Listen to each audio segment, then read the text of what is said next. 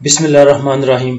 KSE 100 index की बात करें तो इंडेक्स ने जो अपना हाई बनाया आज वो 46,448 का था, जिधर इंडेक्स ने तकरीबन 171 पॉइंट गेन किए थे। और जो इंडेक्स ने लो बनाया अपना आज वो 46,238 का था, जिधर इंडेक्स ने तकरीबन 39 पॉइंट लूज किए थे। और इंडेक्स की क्लोजिंग देखें तो 46,365 पे है, जिधर इंडेक्स ने तकरीबन 87 पॉइंट जो है वो गेन किए हैं। ओवरऑल वॉल्यूम की बात की जाए तो तकरीबन 92 मिलियन के वॉल्यूम है, जो कि कल से तकरीबन 3 मिलियन कम है। ये जो डल वॉल्यूम है और जो रेंज बाउंड सिचुएशन है, ये आपको पता है कि रोल ओवर वीक की वजह से है।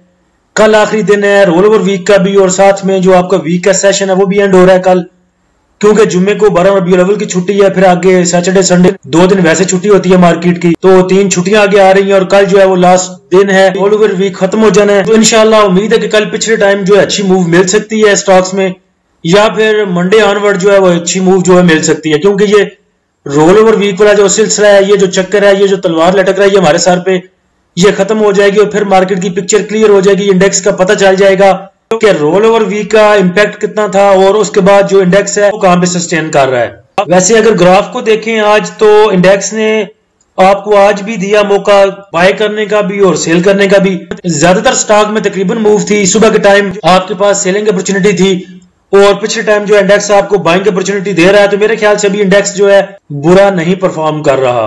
पॉजिटिव पॉइंट कंट्रीब्यूटर की बात करें तो सबसे ज्यादा पॉइंट कंट्रीब्यूट किए हैं ओजीडीसी ने। ओजीडीसी का कल रिजल्ट भी है, तो उसकी वजह से भी कुछ मूव है इसमें।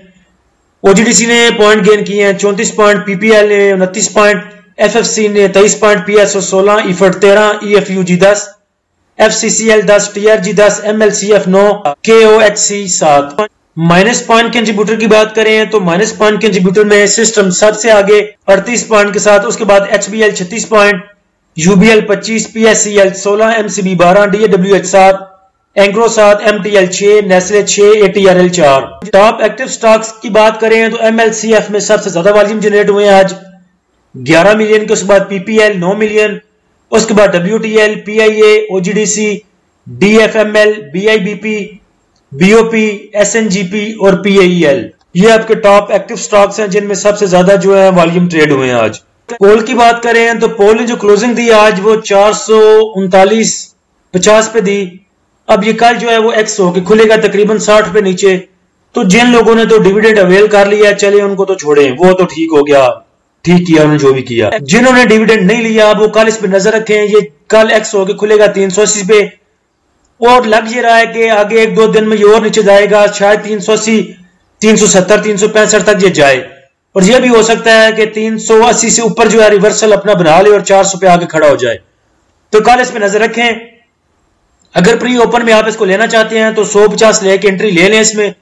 उसके बाद देखें सिचुएशन, मार्केट की पिक्चर क्या क्लियर होती है, इंडेक्स किधर मूव करता है और पोल किधर मूव करता है। अगर ये नीचे की मूव बनाता है कल तो इसको छोड़ दें, अकुमुलेट करें थोड़ा थोड़ा 365 तक, और अगर मूव ऊपर की बनाता है तो फिर भी अकुमुलेट कर सकते हैं आप इसमें, और 400 तक आप इसमें मूव ले सकते हैं जैसी आपने लेनी है। और जिन्होंने इस पर डिविडेंड ले लिया, अगर वो भी इसको जाके एक्स होने के बाद इसको 365 पे, 70 पे, 80 पे जाकर दोबारा एवरेज करना चाहे तो दोबारा एवरेज कर सकते हैं। तो उससे ये होगा जो उन्होंने आज 440 पे लिया हुआ है, फिर एवरेज होकर उनका तकरीबन 415, 410 तक वो कर सकते हैं। जितनी एवरेज करेंगे उस हिसाब से वो अकुमुलेट करेंगे, उस हिसाब से उनका जो एवरेज वो नीचे चला जाएगा और एक अच्छी गेन ले सकते हैं।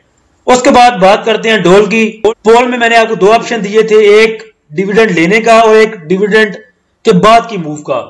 डोल जो है वो पोल से मुख्तलिफ है, क्योंकि डोल ने 2 रुपए सिर्फ डिविडेंड दिया है। ये मैं सिर्फ पोल की बात नहीं कर रहा, आपको एक होल पिक्चर समझा रहा हूं, पूरा सिनेरियो बता रहा हूं, तस्वीर के दोनों रुख बता रहा हूं कि जो चीजें मेरे माइंड में आती हैं दिन में वो अपने पास नोट कर लेता हूं ताकि रात को आपके साथ शेयर की जा सके। तो पोल का मेरे ज़हन में था, मैंने कहा चले रात को आपके साथ शेयर करूंगा। अब जो छोटे डिविडेंड वाले स्टॉक हैं जैसे डोल है, ये इसका 2 रुपए सिर्फ डिविडेंड है। तो जो छोटे डिविडेंड वाले स्टॉक हैं इनका बेहतर है कि आप डिविडेंड अवेल करें बजाय इसके कि डिविडेंड के बाद वाली मूव लें, क्योंकि डोल जो है ऑलरेडी अभी 23, 23.5 पे मूव कर रहा है। वैसे भी ये जब आम नॉर्मली मूव करता है 26, 27 पे मूव करता है, 25, 50 पे मूव करता है। तो अब देखें जब ये एक्स होके खुलेगा तो सिर्फ 2 रुपए नीचे खुलेगा, और 2 रुपए रिकवर करना मेरे ख्याल से डोल के लिए या वैसे भी कोई 20-25 रुपए का स्टॉक है तो 2 रुपए रिकवर करना उसके लिए कोई ऐसी मुश्किल बात नहीं है। 10 मिनट में भी 2 रुपए रिकवर किए जा सकते हैं और 1-2 कैप में भी एक दिन में भी 2 रुपए रिकवर किए जा सकते हैं। ज्यादा मुश्किल है 60 रुपए रिकवर करना एज कंपेयर टू 2 रुपए। तो जो छोटे डिविडेंड वाले स्टॉक हैं जैसे 2 रुपए हो गए, 3 रुपए हो गए, उनका बेहतर है कि आप डिविडेंड जो है वो अवेल करें। और उसमें भी एक बात ज़हन में रखें कि आपका जो स्टॉक प्राइस है वो किधर मूव कर रही है, वो भी अपने ज़हन में रखा करें ताकि आपको परेशानी ना हो बाद में। जैसे अब देखें डोल है, अगर ये अभी 28 पे मूव कर रहा होता तो मैं आपको कभी भी ना कहता कि आप इसका जो है वो डिविडेंड अवेल करें, क्योंकि 28 पे अगर मूव कर रहा है, 28 के बाद एक्स डेट होगी तो 26 पे आएगा, 26 पे तो ये नॉर्मली मूव करता रहता है, फिर ऊपर कहां जाएगा। तो जो भी आप स्टॉक का डिविडेंड लेते हैं उस पर नजर रखा करें 10 दिन 15 दिन, और उसका पिछला ग्राफ भी देख लिया करें ताकि आपको पता चले कि जब जब उसने डिविडेंड कितना अनाउंस किया है और एक्स डेट होने से पहले वो किधर मूव कर रहा है। क्या वो उस जगह पे मूव कर रहा है कि जिधर डिविडेंड अवेल करने के बाद में उसकी रिकवरी जो है वो नॉर्मल प्राइस तक आराम से हो जाएगी या मुश्किल से ऊपर आएगा। इसकी मिसाल मैं आपको देता हूं एलपीएल से। देख लें अपने बेचारे एलपीएल को किधर मूव कर रहा था, हाई पे 32 पे जाके। जब देखिए इसकी अनाउंसमेंट आई तो 28 से लेके इसने 32 दिखाया आपको, क्योंकि 15 रुपए डिविडेंड अनाउंस किया था इसने। उसके बाद देखें जब एक्स होके खुला है तो फिर बेचारा उसके बाद 15, 16, 15, 16, 14, 12 पे मूव कर रहा है। तो बताने का मकसद ये है, एक ही चीज बता रहा हूं होल, ताकि आप नेक्स्ट टाइम जो आपके माइंड में ये रहे और आप एक अपनी स्ट्रेटेजी बना लें, अपना प्लान जो है वो तश्कील दे लें।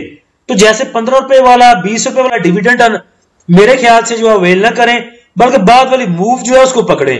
और जो छोटा डिविडेंड है 2 रुपए वाला 3 रुपए वाला, उसका बेहतर है कि उसका डिविडेंड लिया जाए और साथ में देख लिया जाए कि स्टॉक की जो रियल प्राइस है वो किधर है और एक्स डेट होने से पहले वो मूव किधर कर रहा है। आज सुबह से मैं सोच रहा था कि आज जो वीडियो में ज्यादा टाइम है वो स्टॉक्स में दूंगा और आपको समझाऊंगा कि स्ट्रेटेजी कैसे अपनाएं और करना क्या आपने। अब देखें डॉलर्स की आज आई बोर्ड मीटिंग थी, आज अनाउंसमेंट आई उसकी, और अनाउंसमेंट आने के बाद मैंने भी आपको बाय कॉल शेयर की थी आपके साथ कि इसको 168 से लेके 169 पे ले लें। उसके बाद इसने मूव दी, आज तकरीबन 10 रुपए की मूव दी 179 तक। इसकी शेडो देखें, कैंडल की शेडो जो है वो बॉडी तो नीचे है 169 पे, लेकिन देखें 179 178 तक इसने आज मूव दी और 10 रुपए की मूव दी है इसने। वजह मुझे नहीं पता कि 10 रुपए अवाम ने क्यों इसको ऊपर इतना जाकर उठा के लेके गए और फिर जो क्लोजिंग है 169 पे दी, जिधर से उठा के ऊपर लेके गए थे उधर ही आके इसकी क्लोजिंग दे दी। देखें ईद की खुशी जो है ना वो चांद रात तक ही होती है। चांद रात वाले दिन तक आपको बड़ी खुशी होती है कि सुबह ईद है। जिस दिन सुबह ईद हो जाती है, ईद वाले दिन आपको वैसी खुशी नहीं रहती, क्योंकि वो एक चीज जो है होनी थी वो हो गई।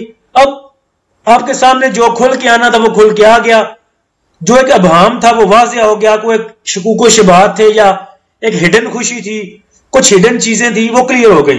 रिजल्ट तक एक चीज में मूव आना बनती है, एक्सपेक्टेशन होती है, ठीक है मानता हूं, क्यों कि रिजल्ट अच्छा आना है, बिला बिला ऊपर जाके बेच देंगे। अब रिजल्ट आ गया, रिजल्ट आने के बाद 10 रुपए ऊपर गया, 10 मिनट में 10 रुपए ऊपर गया, अगले 10 मिनट में 10 रुपए नीचे आ गया। क्यों? जो बाय कर रहा है उसको भी पता है कि यार 180 में बाय कर लूंगा, इसको बेचना किधर है मैंने जाके, रिजल्ट तो ऑलरेडी अनाउंस हो गया, इसके बाद कौन सी खुशी मिलनी है इसको जिधर में आगे। ठीक है अर्निंग अच्छी आई है, अर्निंग को आपने चाटना है, ठीक है फंडामेंटल आपके स्ट्रांग हो गए। अब इतने स्ट्रांग हो गए थे, आपको लग रहा था कि ये इतना ही अच्छा स्टॉक है, इसको 180 पे लेके गए, फिर 170 पे क्यों वापस ले आए इसको। उधर आके वहां को पता चल गया कि यार वैसे ही पागल होके बाय किए जा रहे हैं, इसको निकलवाना तो इसमें है कुछ नहीं।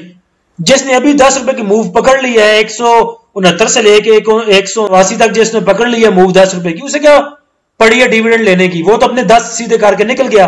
पागल तो वो बनेंगे जिन्होंने 180 पे बाय किया, अभी डीएक्स डेट होने तक इसने 3-4 दफा नीचे ऊपर आपको दिखा जाना है अपना आप, फिर लेके बैठे रहिएगा इसको। और इसी की देखा देखी जब लोगों को पता चल गया कि ये सिनेरियो, ये पिक्चर बनती है, ये एक गेम भी चल सकती है, तो इस स्टॉक का सारा असर हमने देखा पाकिस्तान नेशनल शिपिंग कॉर्पोरेशन में।